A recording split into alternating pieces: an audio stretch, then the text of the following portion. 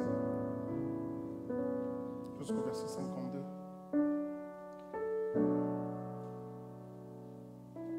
Marc chapitre 10, verset 46 jusqu'au verset 52. Pourrais-je vous demander de vous lever et faire la lecture ensemble avec moi? Allons-y. Ils arrivèrent à Jéricho et lorsque Jésus en sortit avec ses disciples et une assez grande foule, le fils de Timée, Bartimée, mendiant avec, était assis au bord du chemin. Il entendit que c'était Jésus de Nazareth. Il s'est mis à crier, Fils de David, Jésus, aie pitié de moi. Plusieurs les reprenaient pour le faire taire, mais il criait beaucoup plus fort, Fils de David, aie pitié de moi. Jésus s'arrêta et dit, appelez-les. Ils appelèrent l'aveugle en lui disant, prends courage, lève-toi, il t'appelle.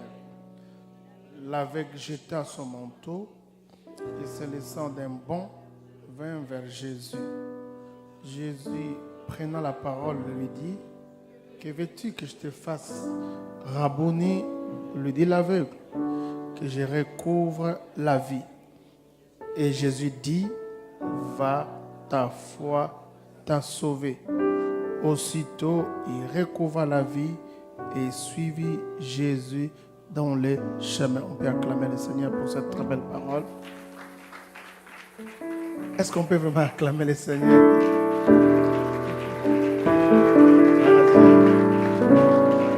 Wow. Merci de vous rasseoir.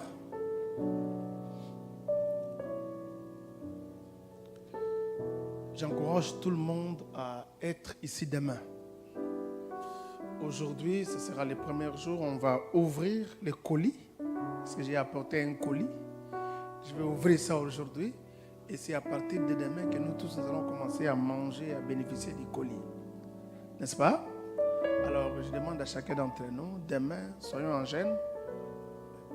Le jeûne, c'est toujours quelque chose de très important, n'est-ce pas? Il faut que rien ne gêne ton jeûne. Amen. Eh oui. Il ne faut pas permettre à ce que quelque chose gêne ton jeûne, n'est-ce pas? Alors, donc, venons nombreux demain. Serons ici à partir de 19h comme d'habitude. Préparons-nous à venir dans la présence de Dieu. David disait, je suis dans la joie quand on me dit. Il ne déclare pas ces versets dans la maison de Dieu, mais dans sa propre maison. N'est-ce pas? Ici, je suis dans la joie.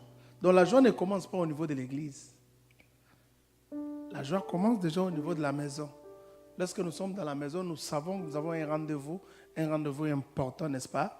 Le rendez-vous avec Dieu. Et déjà, nous nous préparons par rapport à cela. Donc, quand on dit jeûne, jeûnons. Parce que Dieu sait pourquoi nous devons jeûner. Alléluia. Et donc, aujourd'hui, on va ouvrir le colis que j'ai apporté. Et demain, nous allons entrer encore en profondeur et nous serons là le vendredi. Mais demain, j'insiste vraiment beaucoup pour demain. J'insiste beaucoup pour demain. La foi vient de ce qu'on entend. Alors, aujourd'hui, on va entendre. Et déjà, à partir de demain, je crois que la foi va commencer maintenant à manifester les effets. Donc, vraiment, soyons là demain et invitons beaucoup de frères et sœurs de nous rejoindre demain. Parce qu'il y a peut-être beaucoup de gens qui ne sont pas encore là, qui ne sont pas venus aujourd'hui. Essayons de les inviter. Si tu as le numéro d'un frère ou d'une sœur, essaie de l'inviter. Et j'ai toujours cru que la présence d'un homme de Dieu, c'est toujours une bénédiction. Tu ne peux pas imaginer ce que Dieu sera en train d'accomplir tout au long de cette semaine que nous allons passer en série. Et surtout pour la journée. Je sais pourquoi j'insiste pour la journée de demain. Je sais pourquoi j'insiste pour la journée de demain. Amen. Gloire au Seigneur. Donc, toute cette semaine, je vais vous parler sur toutes les révélations sur l'histoire de Bartimée. Toutes les révélations sur l'histoire de Bartimée. Nous allons avec vous petit à petit entrer dans la profondeur de cette histoire et ressortir des choses. Toutes les révélations sur l'histoire de Bartimée. Amen. Mais le sous-thème d'aujourd'hui, parce que nous en parlerons demain et après-demain, mais le sous-thème d'aujourd'hui, je parlerai seulement de la première phrase que je trouve dans cette histoire. La première phrase qui introduit cette histoire. Ils arrivèrent à Jéricho. Vous pouvez répéter ça avec moi. Allons-y. Ils arrivèrent à Jéricho. Allons-y encore. Ils arrivèrent à Jéricho. Encore. Ils arrivèrent à Jéricho. Aidez-moi à acclamer le Seigneur. Je voudrais un maximum de bruit et de cris de joie. L'Éternel se lève au milieu des cris de joie. L'Éternel se lève au milieu des cris de joie. Tu ne peux pas imaginer, en poussant seulement des cris de joie, la guérison peut commencer à ta tête. La guérison peut commencer à ta tête. Gloire à Dieu. Oh, gloire au Seigneur. Alléluia. Oh, alléluia. Alléluia. Alléluia. Alléluia. Pendant que nous acclamions le Seigneur, j'ai vu la nuée de Dieu quelque part ici. Il y a une forte nuée ici. Et Dieu me dit qu'il y a quelqu'un, ça fait... Si ce n'est pas aujourd'hui, c'est hier matin ou aujourd'hui matin. Il avait un peu de difficultés ici au niveau... Je ne sais pas si on appelle thorax ou quoi, ici quelque part ici. Et Dieu vient de les visiter. Il vient de les visiter. Je vois une forte onction de guérison ce soir ici. Oui, l'Éternel est en train de guérir. Oh, l'Éternel est en train de guérir. Je vois que d'ici la fin de mon message d'aujourd'hui, Dieu va accomplir des grandes choses au milieu de nous. Merci. Amen. Jésus est un très grand personnage biblique. Et sa venue sur la terre, c'est un événement. Et son ministère, qui est différent de tous les autres dans la Bible, devait effectivement être rencontré par 4 auteurs de la Bible, 4 écrivains de la Bible que nous appelons évangélistes, seulement parce qu'ils rencontraient l'évangile, c'est-à-dire le personnage de Jésus, sa vie et son ministère. C'est comme ça que quand vous lisez la Bible, vous allez vous rendre compte que l'histoire de Jésus est rencontrée par 4 écrivains différents. Il s'agit de Matthieu, de Marc, de Luc, ainsi que de Jean, n'est-ce pas? Parce que Jésus, c'est le centre de la Bible. C'est le personnage le plus important de la Bible. C'est même le thème de la Bible, n'est-ce pas? Et quand il se décide de venir sur la terre, Dieu a permis qu'au moins 4 auteurs, 4 écrivains puissent rencontrer son histoire, son ministère ici sur la terre. Je parlais de Matthieu, j'ai parlé de Marc, j'ai parlé de Luc, j'ai parlé de Jean. Mais quand vous lisez très bien la Bible, vous allez vous rendre compte que Marc, Matthieu et Jean rencontrent les histoires de manière identique. Par exemple, il y a certains miracles que vous retrouverez dans le livre de Marc, vous les retrouverez dans le livre de Luc, aussi dans le livre de Matthieu. Il y a beaucoup d'histoires comme ça qui sont presque identiques, qui sont presque similaires dans la façon de Matthieu, de Marc, ainsi que de Luc de rencontrer ça. Le fait qu'ils rencontrent à peu près certaines histoires similaires, nous appelons leurs évangiles des évangiles synoptiques. C'est-à-dire des évangiles qui rencontrent des histoires identiques, n'est-ce pas? Des histoires similaires. Mais quand vous lisez par exemple l'évangile de Jean, Jean est vraiment hors du commun. Par exemple, l'histoire de Lazare, vous trouverez ça que dans l'évangile de Jean. Par exemple, la transformation, le changement de l'eau en vin, vous trouverez ça que dans l'évangile de Jean. L'échange de Jésus avec Nicodème, vous trouverez ça que dans l'évangile de Jean. L'histoire de la femme samaritaine, vous trouvez ça pas seulement dans l'évangile de Jean. Donc l'évangile de Jean, c'est un peu un évangile qui va un peu à côté et différent de tous les autres. C'est pourquoi les 3 autres évangiles, nous les appelons synoptiques, c'est-à-dire Matthieu, Marc ainsi que Luc, et l'évangile de Jean qui va de l'autre côté, nous l'appelons ça évangile joannique. Amen. Mais parmi les 3 des évangiles synoptiques, nous nous rendons compte que l'évangile de Marc, c'est quand même un évangile un peu bizarre. C'est quand même un évangile un peu bizarre. En termes de chapitres, Marc a moins de chapitres que les autres, que Luc ainsi que Matthieu. Et vous allez vous rendre compte que la plupart d'entre nous qui sommes prédicateurs, nous reconnaissons en Marc avoir rencontré beaucoup de miracles de Jésus. Beaucoup de miracles de Jésus. On sent Jésus plus en mouvement dans le cadre des miracles dans cet évangile de Marc. Simplement parce que l'évangile de Marc a présenté Jésus comme le serviteur, l'esclave de Dieu. N'est-ce pas? Et vous savez qu'à l'époque de Paul, à l'époque de Pierre ou même à l'époque de Jésus, Israël était sous la captivité romaine, n'est-ce pas? Un esclave n'avait pas de valeur. C'est la raison pour laquelle quand vous lisez l'évangile de Marc, vous trouverez qu'on ne parle pas de la généalogie. Parce qu'on ne peut pas parler de la généalogie d'un esclave. Dans l'évangile de Marc, Jésus se présente comme l'esclave de Dieu. On ne peut pas parler de sa généalogie parce qu'on n'a pas besoin de la généalogie, de la source ou des origines d'un esclave. N'est-ce pas? Et vous allez vous rendre compte encore en étudiant cet évangile de Marc, il y a un mot qui revient toujours aussitôt. Ça dit que ça évoque le mouvement de Jésus, la tendance qu'avait Jésus d'aller d'une ville à l'autre, d'un village à l'autre, opérer et guérir, délivrer et sauver les gens qu'il fallait sauver. Quelqu'un peut me donner un amen? Et je me suis posé beaucoup de questions par rapport à cette histoire de Bartimée. C'est une histoire, même si vous n'êtes pas un grand pasteur ou un théologien, ce sont des histoires que nous avons l'habitude d'écouter. D'écouter, de lire. Il y a même certaines personnes, si je vous posais la question aujourd'hui, vous avez entendu beaucoup de gens prêcher sur ça. N'est-ce pas? L'histoire de Bartimée. Mais vous allez vous rendre compte que cette histoire de Bartimée n'est pas racontée seulement par Marc. C'est aussi raconté par Matthieu. N'est-ce pas? Matthieu aussi en parle. Et des fois, quand vous lisez, vous allez peut-être très étonné d'apprendre que quand Matthieu en parle, il parle de deux aveugles au lieu de parler d'un seul aveugle. Et quand Matthieu en parle, il parle de Jésus qui entrait dans la ville au lieu de Jésus qui sortait de la ville. Alors souvent, on se pose la question, ils sont les mêmes. Parce que Marc, il est vrai que c'est son évangile, mais pour la plupart des commentateurs bibliques, ils sont d'accord que cet évangile ici, c'est l'évangile de Pierre qui a été écrit par Marc. Donc, Marc n'était qu'un scribe des choses que Pierre lui racontait.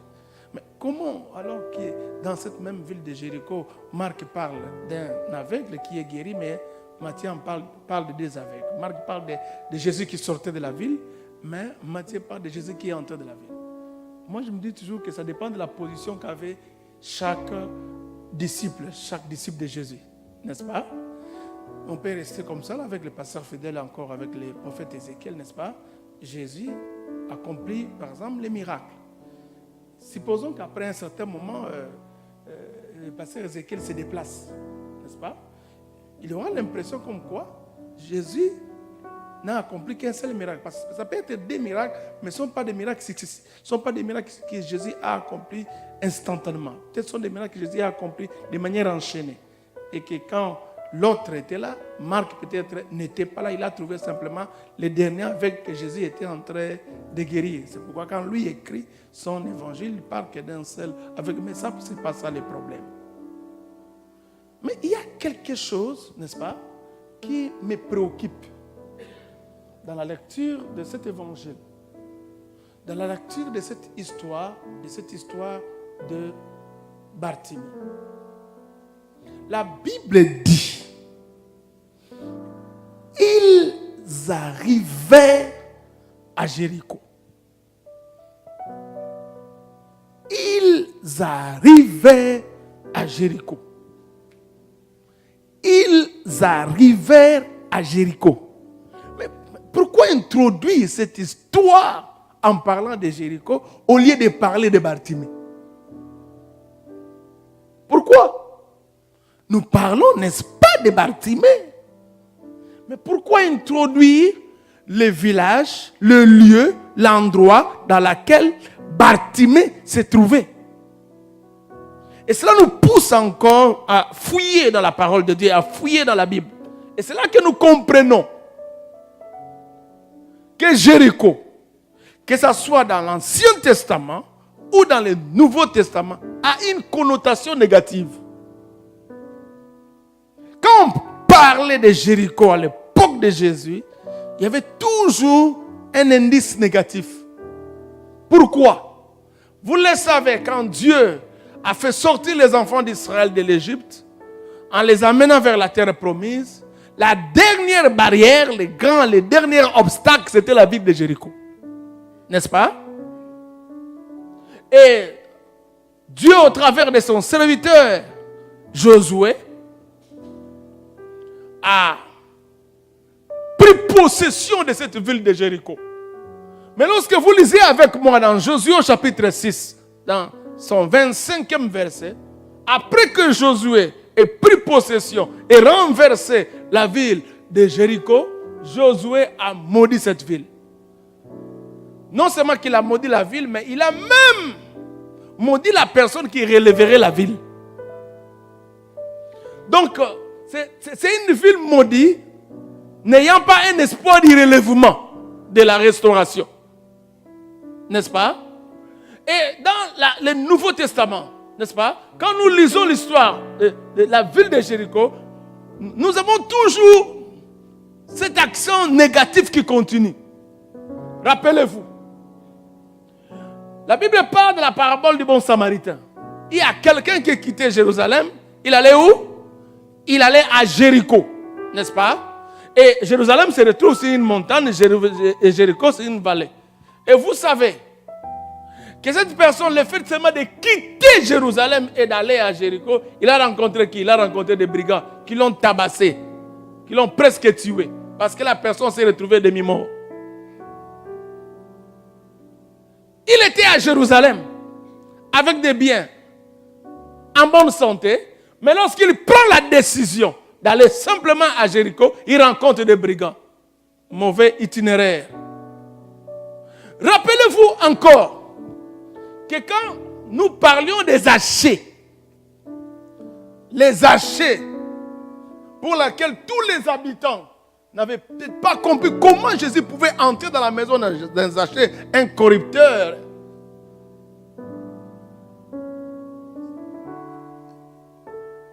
Vous avez bonne souvenance que Zachée habitait la ville de Jéricho.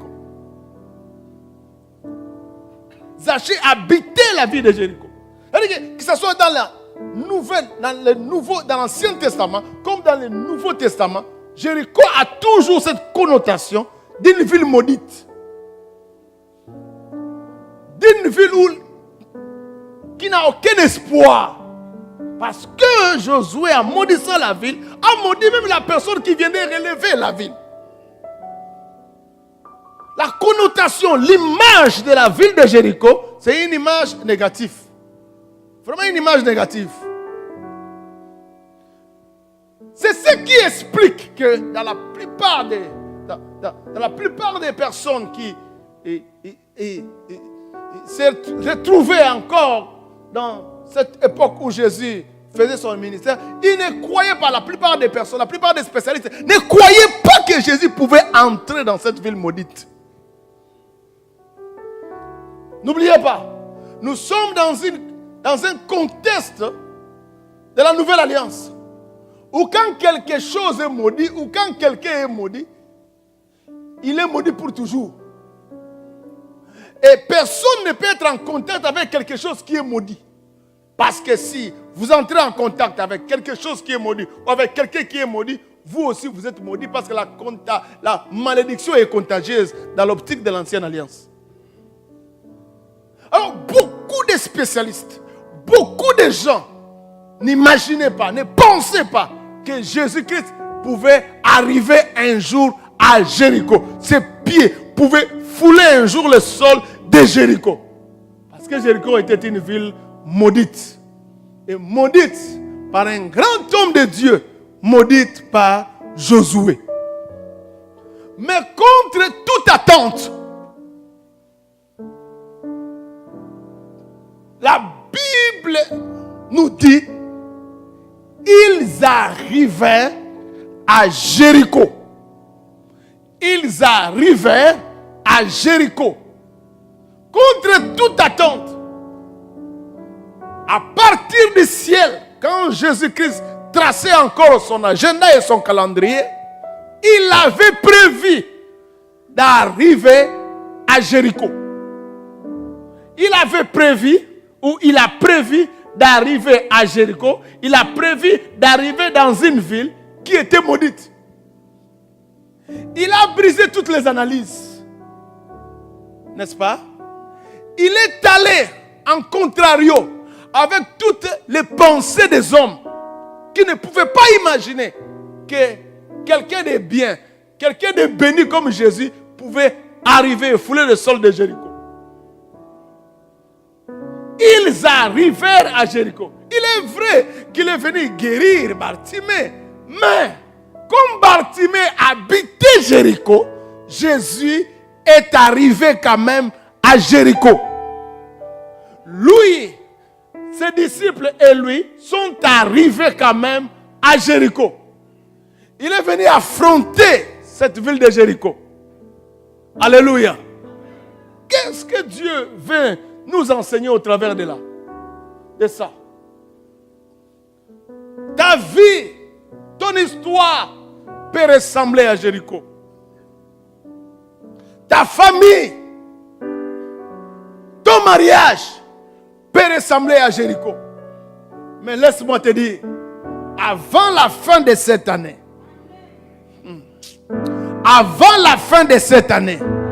Dieu a pris la décision de venir dans ce Jéricho-là. De venir et d'entrer dans cette ville de Jéricho. Je suis en train de dire à tous les mauvais analystes de ta vie, à tous les mauvais pronostiqueurs de ta famille, peu importe l'image qu'ils ont de votre famille, peu importe l'image qu'ils ont de ta vie, Jésus va quand même arriver. Jésus va quand même arriver. Jésus va quand même arriver. On dirait que je suis en train de parler à une personne ici. Je ne m'adresse pas à 20 personnes, je ne m'adresse pas à 10 personnes, je m'adresse à une seule personne. Je ne sais pas. Peut-être que le voisin qui est à côté de toi, il te voit venir à l'église, mais il ne donne pas beaucoup de chance à ta vie chrétienne. Ils se disent, non, je connais bien leur famille, je connais bien son histoire. Et ça, c'est même pas la première église qu'il commence à fréquenter. Ça fait plusieurs églises qu'il est déjà allé, mais son cas ne change pas. Parce qu'il est dans une dimension de malédiction. Je me pose la question, même si Dieu serait capable de les transformer. Mais laisse-moi te dire, même si ta vie ressemble à Jéricho, Jésus va quand même arriver. Jésus va quand même arriver. Jésus va quand même arriver. Il y a des gens, quand nos cultes passent sur Facebook ou sur YouTube, ils sont étonnés de te voir à l'église parce qu'ils se disent, quelqu'un comme lui là, sa vie ne peut pas changer. Il est porteur de plusieurs malédictions. Il est porteur de plusieurs malédictions, de plusieurs déceptions. Mais laisse-moi te dire, même si ta vie ressemble à Jéricho, Jésus va quand même venir. Jésus va quand même venir. Jésus va quand même venir. Ils arrivèrent à Jéricho. On ne pensait pas qu'ils pouvaient entrer dans cette ville.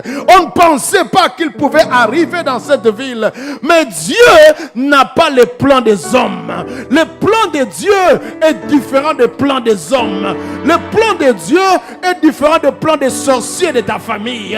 Le plan de Dieu est différent de ce mari-là qui t'a jeté et qui t'a abandonné. Le plan de Dieu est différent du plan de tous tes ennemis-là qui t'ont terrassé et qui t'ont tourné le dos. Ce qu'eux pensent, ce n'est pas ce que Dieu pense. Le pensée de Dieu, c'est au-delà des pensées des hommes. Il y a même certaines personnes, quand ils te regardent, ils se posent la question, la manière avec laquelle ils t'ont déçu, ils ont détruit ta vie. Si un homme viendra te relever, si un homme pourra encore t'épouser, si un homme pourra encore te bénir, mais laisse-moi te dire que le plan de Dieu n'est pas le plan des hommes. Les pensées de Dieu ne sont pas les pensées des hommes. Les pensées de ton voisin, ce n'est pas les pensées de Dieu. Les pensées des sorciers de ta famille, ce n'est pas les pensées de Dieu. Les pensées des ennemis de ta vie, ce n'est pas les pensées de Dieu. Laisse-moi te dire, contre toute attente, contre leurs pensées, Jésus va arriver à Jéricho. J'ai une bonne nouvelle. Les gens ont oublié ton numéro de téléphone, mais le ciel n'a pas oublié ton numéro de téléphone. Les gens ont oublié ton adresse, mais Dieu n'a pas oublié ton adresse. Il y a même certaines personnes qui ne connaissent plus ton email, mais Dieu connaît toujours ton email. Et avant la fin de cette année, Jésus va entrer à Jéricho. Je dis que Jésus va entrer à Jéricho. Je dis à tous tes ennemis que Jésus va entrer à Jéricho. Jésus va entrer à Jéricho. Ma vie ressemble à une ville de Jéricho. Merci, homme de Dieu. Ma vie ressemble à une ville de Jéricho. Mon histoire ressemble à une ville de Jéricho. Ma famille ressemble à une ville de Jéricho. Mais laisse-moi te dire, Jésus va entrer à Jéricho. Jésus va entrer à Jéricho. Je bénis Dieu pour ce moment de prière qu'il nous a accordé. Je bénis Dieu pour cette tempête de prière qu'il nous a accordé. Parce que Dieu a prévu que lui-même puisse venir maintenant à Jéricho. Que lui-même puisse venir maintenant à Jéricho. Que lui-même puisse venir maintenant à Jéricho. Il y a des gens, quand ils te regardaient, ils passaient à côté. Il y a de la famille, quand on regardait, on passait à côté. Mais Jésus a dit, j'arriverai et j'entrerai dans la ville de Jéricho. J'arriverai, j'entrerai dans la ville de Jéricho. Je lève ma voix pour dire à une personne, les pensées de tes ennemis vont être confondues ce soir. Les pensées des sorciers de ta famille vont être confondues ce soir. Les pensées des ennemis de ta vie vont être confondues ce soir. Les pensées de certaines personnes par rapport au mariage dans ta vie vont être confondues ce soir. Jésus va entrer dans ta vie. Jésus va entrer dans ta vie. Jésus va entrer dans ta vie. Jésus va entrer dans ta vie. Jésus va entrer dans ta vie. Jésus va entrer dans ta vie. Il arrivera là où tu es. Il arrivera là où tu es. Il arrivera là où tu es. Il arrivera là où tu es. Il arrivera là où tu es. Il arrivera là où tu es. Il arrivera là où tu es. Mon Dieu. On te voit prier. On te voit gêner.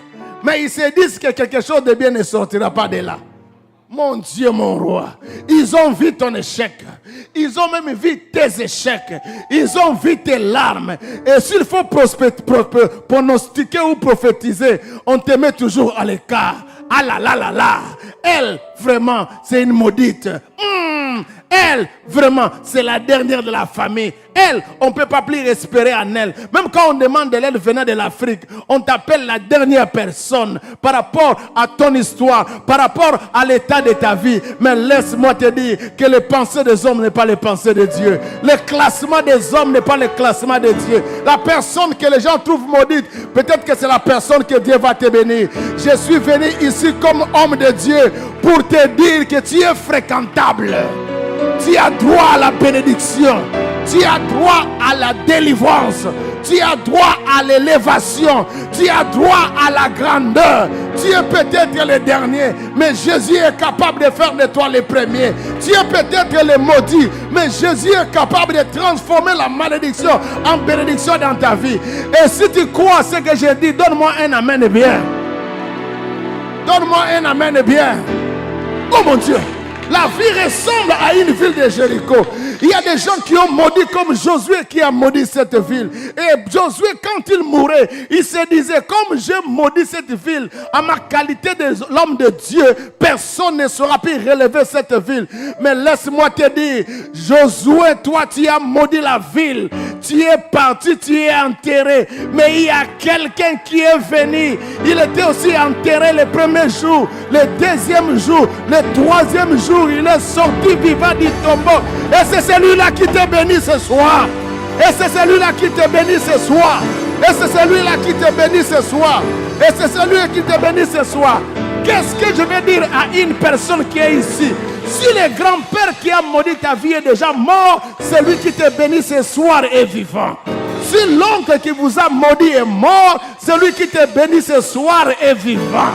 Si la tante qui vous a maudit est mort, celui qui te bénit ce soir, il est vivant. Son nom c'est Jésus-Christ de Nazareth. C'est celui-là qui a la clé de David. Il ouvre sans que personne ne ferme. Il ferme sans que personne n'ouvre. Je parle de Jésus.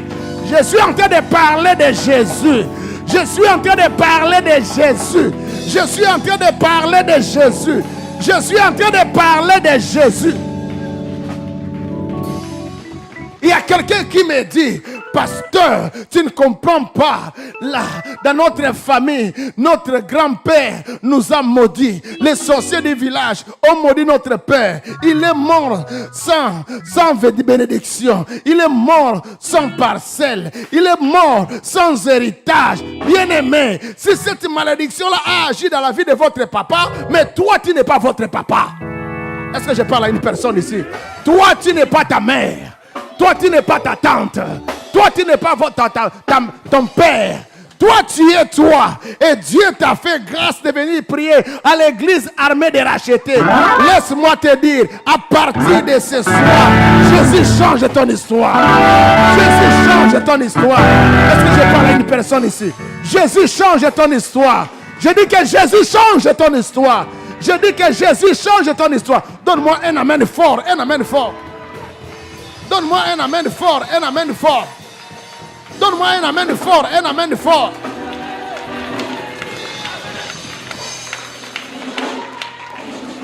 Est-ce que vous savez que le nom Josué et le nom Jésus ont la même signification? Oui. Sauf que Josué, c'est en hébreu et Jésus, c'est en grec. Et la deuxième signification, c'est que Josué a vécu dans l'ancienne alliance et Jésus est venu inaugurer l'ancienne alliance, la nouvelle alliance. Et que dans l'ancienne alliance, quand on maudissait, c'était définitif. Mais quand Jésus est arrivé, il est venu changer les choses. Quelqu'un peut être maudit, mais il peut aussi sortir de la malédiction pour être béni. Est-ce que je parle à une personne ici? Est-ce que je parle à une personne ici? Vous savez que beaucoup de gens, pourquoi on mettait la femme à la perte de sang en quarantaine?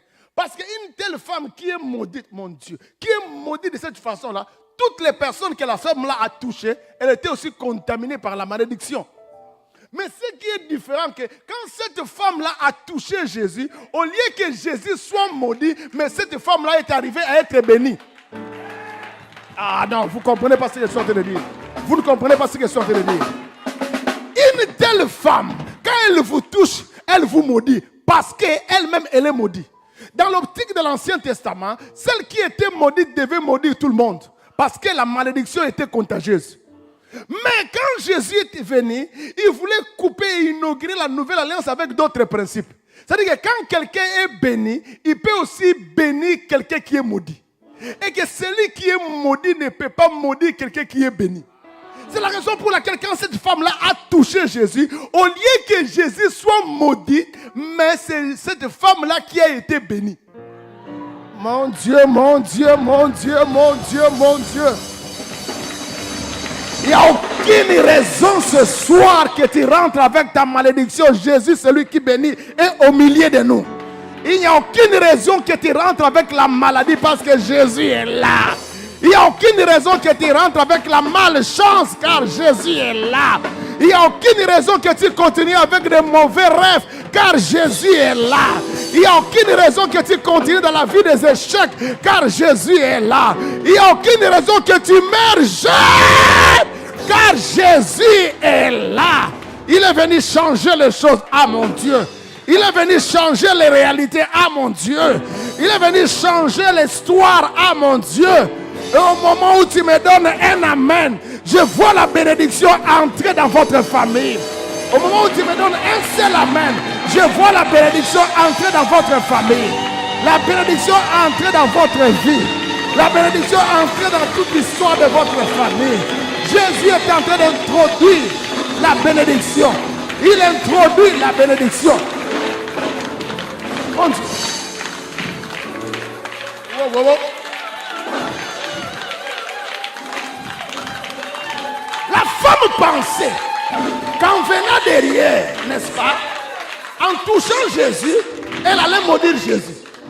Mais elle ne comprenait pas. Mon Dieu, cette femme-là avait peut-être maudit ses anciens fiancés. Cette femme-là avait peut-être maudit ses anciennes tantes. Cette femme-là avait peut-être maudit ses oncles. Mais quand elle arrive auprès de Jésus, sa malédiction s'arrête. Venez à moi, vous tous fatigués et chargés, et mon Dieu, je vous donnerai du repos. Je suis en train de parler à une personne. Ce soir, tu sortiras libre, tes chaînes vont rester. Ce soir, tu sortiras béni, la malédiction va rester. Ce soir, tu sortiras dans la joie, tes plaies vont rester.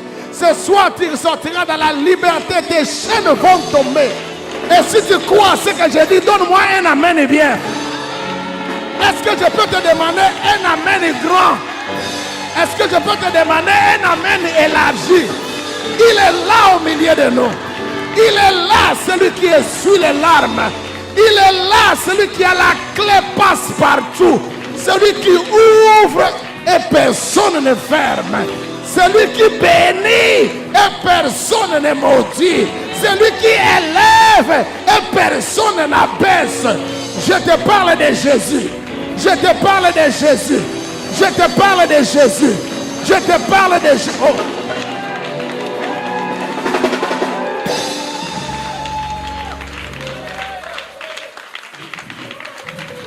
Tu sais qu'il y a certaines personnes qui avaient la pensée et même le projet de t'épouser. Mais il y a des gens qui lui ont dit, dans cette famille-là, il faut faire très attention. Les mariages ne les réussissent pas. Donc on vous considère comme une sorte de ville de Jéricho. Comme une sorte de ville de Jéricho. Et des fois, à un certain moment, vous commencez même à vous culpabiliser vous-même. Dans quelle famille je suis issu? Quand je parle de Jéricho, je parle de ta vie. Quand je parle de Jéricho, je parle de ta famille. Quand je parle de Jéricho, je parle même de la tribu où toi tu es ici. Il y a des tribus qui sont comme des Jéricho. Où les filles ne sont pas stables. Les mariages ne sont pas stables. Mon Dieu. Il y a même, bien aimé, certaines tribus qui sont comme des Jéricho, je vous assure. On sait même les catégoriser en fonction de leur comportement, dépendamment de leur tribu. Et des fois, quand vous analysez, vous trouvez que c'est juste. Et qu'il y a même certaines personnes qui peuvent prendre déjà certaines distances à cause de cela. Les hommes prendront des distances. Les femmes prendront des distances. Mais Jésus entrera. Jésus entrera. Jésus entrera. Oh, il y a une bonne nouvelle pour quelqu'un qui est en ce lieu. Il y a des gens qui t'ont abandonné, mais Jésus va venir. Il entrera là où toi tu es. Il entrera là où toi tu es. Il viendra là où toi tu es.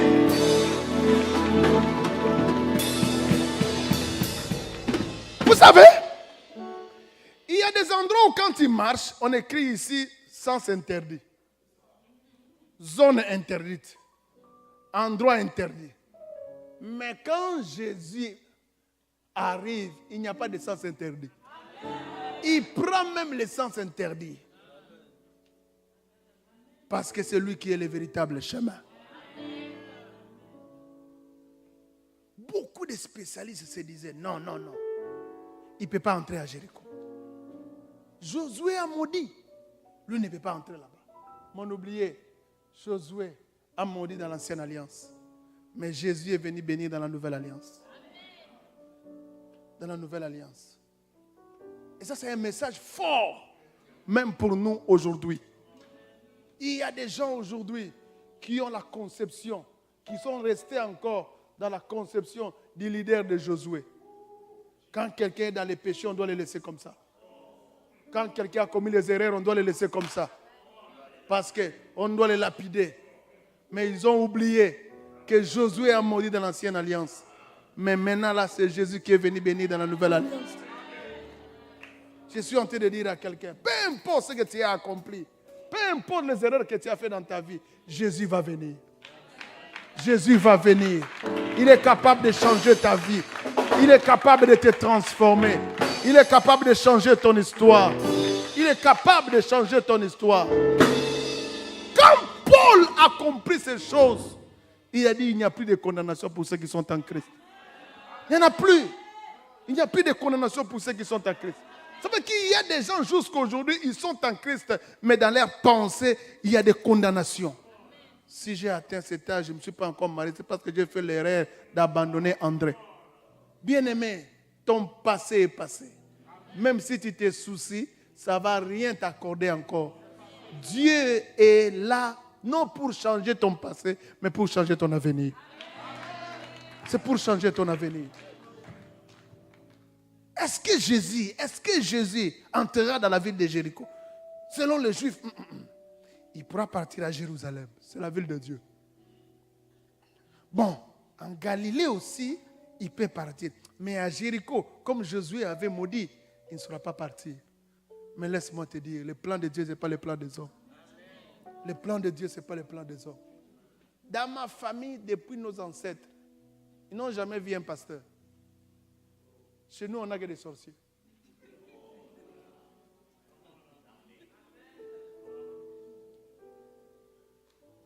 On n'a que des sorciers.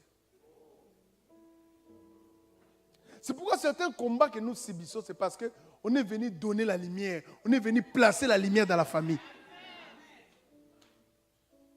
C'est un combat que nous subissons, papa. Des fois, on ne se rend pas compte de ça. Dans ma tribu à moi, il y a des êtres qui sont courts comme ça. On les appelait des intontos, qui apparaissent. Oui, oui. Ils apparaissent comme ça.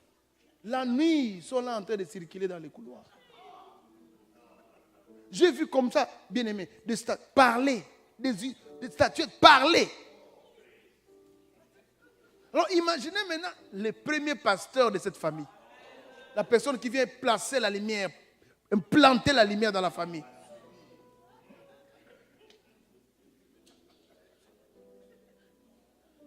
Mais il y a un temps pour chaque chose. Il y a un temps pour chaque chose. Je suis venu dire à une personne, n'abandonne pas malgré les coups que tu es en train de subir, la lumière va entrer dans votre famille au travers de toi. Est-ce que je parle à une personne? Malgré les coups que tu es en train de subir, la lumière va entrer dans votre famille. Je te place comme la lumière dans votre famille. La lumière parmi les enfants dans votre génération. La lumière parmi les aînés dans votre génération. La lumière parmi les gens dans votre génération. Ils vont te critiquer. Ils vont commencer à exploiter tes faiblesses pour en parler partout. Mais laisse-moi te dire, tu as un plan, tu as un objectif. Tu as un but et tu l'atteindras. Tu apporteras la lumière dans votre famille. Tu apporteras la lumière dans votre quartier. Tu apporteras la lumière.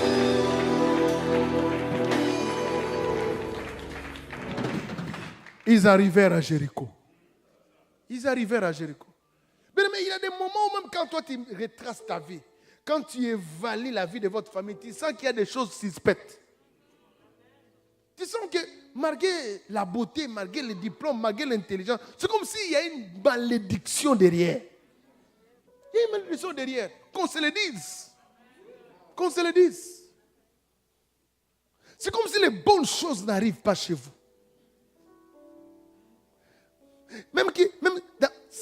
Il y a un certain moment où les bonnes choses sont arrivées, mais comme s'il y a une loi, comme s'il y a une condamnation, ces bonnes choses-là sont parties. Mais laisse-moi te dire, avant la fin de cette année, Jésus lui-même va arriver. Jésus lui-même va arriver. Quand Jésus arrive, l'histoire change. Quand Jésus arrive, il arrête la malédiction.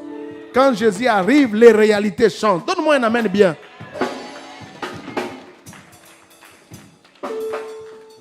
Josué a maudit. Oh mon Dieu. Josué a maudit. Mais Jésus est venu bénir. Je me rappelle encore que Jacob, lorsque il bénissait ses fils, Jacob a maudit Riba, son fils aîné, à cause du péché que Riba avait commis. Jacob a maudit. Mais contre toute entente, quand Moïse est venu, il a dit que Riba vive. Un homme de Dieu peut maudire et un autre homme de Dieu peut bénir. Josué peut maudire, mais Jésus peut venir et bénir. Ne vis plus sous le poids de la malédiction, parce que Jésus est déjà venu. Oui, Jésus est déjà venu. Ne vis plus sous le poids de la malédiction. Et ce qui m'étonne dans cette histoire, c'est quand Jésus s'apprêtait à sortir de Jéricho qu'il a rencontré Bartimée. Je me dis que la malédiction qui était dans cette ville a fait en sorte que Jésus ne puisse pas voir Bartimée quand il entrait. Mais comme Bartimée était dans le calendrier, dans l'agenda de Jésus, à la sortie de Jésus, Jésus l'a vu. Il a vu Bartimée. Il se peut que depuis le début de l'année, tu n'as pas vécu la bénédiction. Bien-aimé, laisse-moi te dire que même lorsqu'à la sortie de l'année, Dieu va te visiter. Il ne va pas te laisser comme tu es là. Il ne va pas te laisser comme tu es là. Il va te visiter. Il ne va pas te laisser comme tu es là. Je suis étonné. Jésus entre à Jéricho. On ne nous parle pas qu'il y a quelqu'un lors de l'entrée de Jésus qui ait pu bénéficier d'un grand miracle. Mais lors de sa sortie, Jésus touche Bartimée. Et aujourd'hui, quand on parle de Jéricho, chacun d'entre nous se rappelle toujours qu'il y a un certain Bartimée qui a été guéri à Jéricho. Tu seras la référence dans votre famille. Je dis que tu seras la référence dans votre famille. Tu deviendras la référence dans votre famille. Tu deviendras la référence dans votre famille. Ils arrivaient à Jéricho. J'aimerais que tu te lèves là où tu es. Aujourd'hui, j'ai seulement ouvert le colis. Mais demain, on va entrer dans la profondeur. Ils arrivaient à Jéricho. Lève tes mains là où tu es. Ils arrivaient à Jéricho. Dites à Jésus, arrive aussi dans ma vie. Arrive dans ma vie. Que toi-même, Jésus, n'envoie pas un ange. Viens toi-même, arrive dans ma vie. Arrive aussi. Arrive dans ma vie. Toi-même, arrive dans ma vie. Je sais qu'il y a des malédictions. Il y a des paroles négatives qui ont été prononcées sur moi, sur mon père, qui ont des effets dans ma vie. Il y a des paroles qui ont été prononcées sur mes soeurs, sur mes frères, sur mes tantes, sur mes oncles, qui ont eu des effets. Mais j'aimerais que toi-même, tu puisses arriver dans ma vie. Arrive dans ma vie. Arrive dans ma vie, mon Dieu. Arrive dans ma vie. Arrive dans ma vie. Jésus, entre dans ma vie. Comme tu es entré dans la vie de Jéricho, entre aussi dans ma vie. Comme tu es entré dans la vie de Jéricho, délivre-moi. Comme tu es entré dans la vie de Jéricho, ouvre mes yeux. Comme tu es entré dans la vie de Jéricho, brise mes chaînes. Comme tu es entré dans la vie de Jéricho, brise tous les liens de malédiction qui m'entourent. Comme tu es entré dans la vie de Jéricho, brise la mort. Comme tu es entré dans la vie de Jéricho, enlève la maladie. Comme tu es entré dans la vie de Jéricho, écrase l'ennemi. Entre dans ma vie. Entre dans ma vie. Entre dans ma vie. Entre dans ma vie. Entre dans ma vie. Oh mon Dieu, je ne connais pas ton histoire. Je ne connais pas l'histoire de votre famille. Je ne connais pas l'histoire de tes frères. Je ne connais pas l'histoire de tes sœurs. Peut-être que tu représentes une sorte de Jéricho. Mais laisse-moi te dire, le ciel a pris la décision de venir. Le ciel a pris la décision. Jésus lui-même a pris la décision de venir. Arrive dans ma vie. Entre dans ma vie. Oh mon Dieu. Lève la main s'il vous plaît. Lève la main s'il vous plaît. Répétez cette prière après moi. Jésus-Christ. Je sais. Je reconnais. Je comprends que ma vie ressemble à Jéricho. Que ma famille ressemble à Jéricho. Mais Jésus-Christ, toi, tu es le sauveur. Tu es le libérateur. Tu es le guérisseur. Viens. Viens dans ma vie. Viens dans ma famille. Enlève la malédiction. Brise la malédiction. Brise la malédiction. La malédiction. La malédiction, au nom de Jésus. Bien-aimé, j'aimerais que tu puisses briser tout esprit de malédiction. Les malédictions liées à ta vie, les malédictions liées à ta famille, les malédictions liées à ta tribu. Il y a quelque chose de suspect.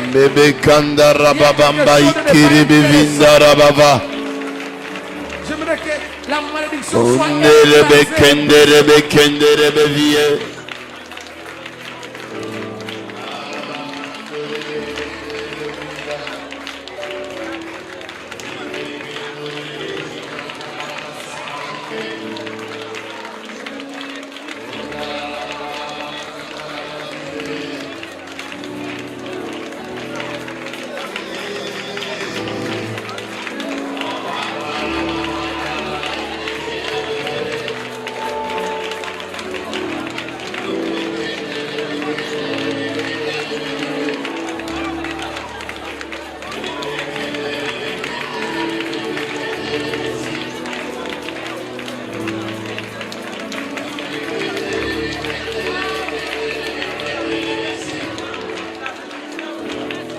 Que la malédiction soit brisée.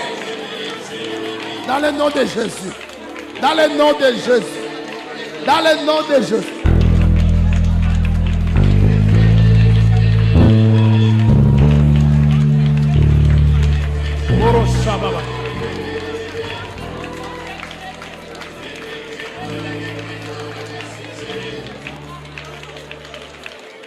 J'aimerais que tu élèves tes mains. Bien-aimé, quand tu habites Jéricho,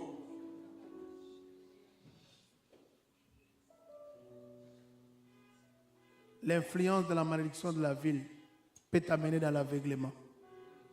L'aveuglement, c'est aussi un signe de la malédiction. Où quelqu'un ne sait pas voir. Il ne sait pas bien voir. Il ne sait pas bien voir l'avenir. Il ne sait pas bien voir les bonnes connexions ainsi que les mauvaises connexions de sa vie. Il est vrai que Bartimée était aveugle, mais il est aussi vrai qu'il habitait Jéricho. L'influence de Jéricho a eu aussi un impact sur son aveuglement. Quand tu habites un environnement de malédiction, un effet, c'est aussi l'aveuglement. L'aveuglement qui peut caractériser la vie d'une personne. Quelqu'un peut avoir des yeux, mais il ne voit pas. Il s'accroche à des mauvaises personnes au lieu de s'accrocher à des bonnes personnes, simplement parce qu'il est aveugle. Il ne sait pas voir la grandeur que Dieu a prévue pour lui, mais il s'accroche seulement à la petitesse que les hommes lui présentent. J'aimerais que ce soir, que tu puisses briser l'esprit d'aveuglement. Que l'aveuglement qui caractérise ta vie, qui te pousse à t'attacher à de mauvaises choses, à de mauvaises personnes, à rater des opportunités importantes de ta vie. L'aveuglement qui fait en sorte que même tel que tu es là, tu n'as pas la vision de Dieu dans ta façon de voir les choses ou dans ta façon de faire les choses. Que tu puisses prier le Seigneur ce soir. Que tu demandes à Dieu, Seigneur, délivre-moi de l'aveuglement. Que l'aveuglement dans ma vie tombe. J'ai fait de mauvais choix à cause de l'aveuglement. Je me suis accroché à des personnes qui m'ont fait passer le temps à cause de l'aveuglement.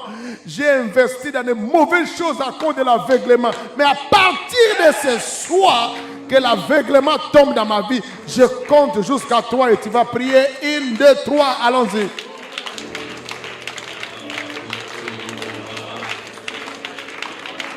Dans le nom de Jésus de Nazareth. Je brise l'esprit d'aveuglement. L'aveuglement qui m'accroche à de mauvaises personnes. L'aveuglement qui me pousse à prendre de mauvais choix. L'aveuglement qui me pousse à rater des opportunités dans ma vie. Je brise l'aveuglement. Que l'aveuglement dans ta vie puisse tomber. Que l'aveuglement puisse tomber dans ta vie. Ça te fait passer beaucoup de temps. Ça t'amène beaucoup de mauvaises choses. Ça t'amène à commettre des erreurs dans beaucoup de domaines. Que l'aveuglement puisse tomber dans ta vie. Que l'aveuglement puisse tomber dans ta vie. Que l'aveuglement puisse tomber dans ta vie. Que l'aveuglement puisse tomber dans ta vie. Que l'aveuglement puisse tomber dans ta vie.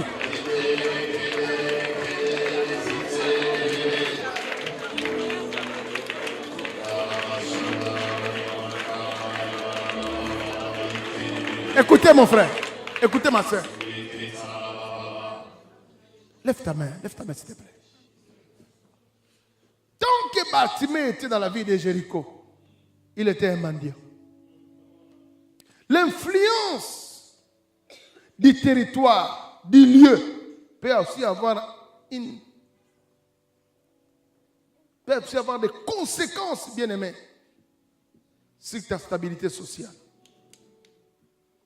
Il habitait Jéricho et la conséquence était qu'il était un mendiant. Et la mendicité a plusieurs facettes. Il y a des gens qui mendient de plusieurs façons. Il y a ceux qui mendient l'argent. Il y en a d'autres qui mendient des relations. Il y en a d'autres qui mendient des connexions.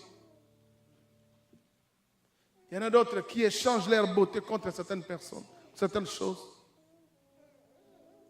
Ma prière et la prière que nous devons faire ce soir, c'est que Dieu nous délivre de l'esprit de mendicité. Bien aimé, quand Bartimée a rencontré Jésus, au lieu de demander l'argent, il a demandé les yeux. Il a demandé la vie.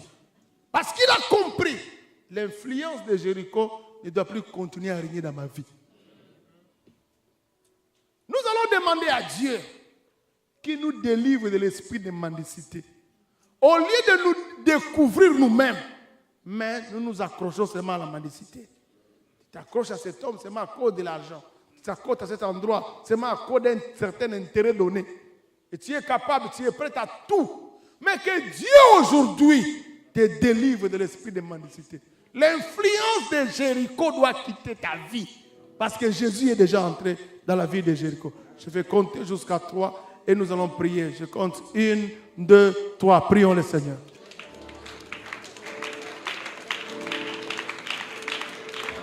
Que Dieu, au nom de Jésus de Nazareth, que l'esprit de mendicité puisse libérer ta vie. Que l'esprit de mendicité puisse libérer ta vie. Que l'esprit de mendicité puisse libérer ta vie. Que tu puisses découvrir qu'en toi, tu as des grâces. En toi, tu as des dons. Tu n'es pas encore fini pour arriver jusqu'au point où toi, tu dois mendier. Que l'esprit de mendicité, sous toutes ses formes, que ça puisse libérer ta vie. Que ça puisse libérer ta vie. Que ça puisse quitter ta vie. Je brise l'influence de la mendicité. Je brise l'influence de la mendicité. Je brise l'influence de la mendicité. Je brise l'influence de la mendicité. Ou avant de manger, avant de faire quoi que ce soit, tu dois dépendre des gens. Dans le nom de Jésus. Au nom de... Laissez-moi entonner une dernière. Nous conduire dans une dernière requête. Un mendiant, c'est un homme dépendant. L'influence de la ville de Jéricho dans la vie de Bartimée a fait que Bartimée devienne un homme dépendant. Il ne pouvait rien acheter. Il ne pouvait rien avoir sans une forme de dépendance de ce que les gens lui donnaient. C'est la raison pour laquelle quand il rencontre Jésus, non seulement il a brisé la vie de la mendicité, mais il a aussi brisé la vie de la dépendance. Il est vrai que nous tous on a aussi besoin des autres, mais une dépendance extrême est une forme de malédiction. Et que Dieu te fasse grâce. Que Dieu te libère de l'esprit de dépendance. De dépendance. Sous toutes ses formes. On n'a pas le temps d'entrer en détail pour essayer d'élucider toutes les autres formes de dépendance qui existent. Mais nous voulons seulement prier le Seigneur que l'esprit de la dépendance puisse quitter ta vie Même si tu es marié, mais que Dieu te fasse grâce. Même si tu as un frère ou un cousin qui a des moyens, mais que Dieu te fasse grâce, afin que l'esprit de la dépendance soit brisé. Un bon chrétien ne dépend plus de Dieu que des hommes. Nous allons prier le Seigneur et briser cet esprit-là. Je compte jusqu'à 3. Allons-y. 1, 2, 3. Allons-y. Dans le nom de Jésus de Nazareth, nous brisons toutes les formes de dépendance. Nous brisons toute forme de dépendance.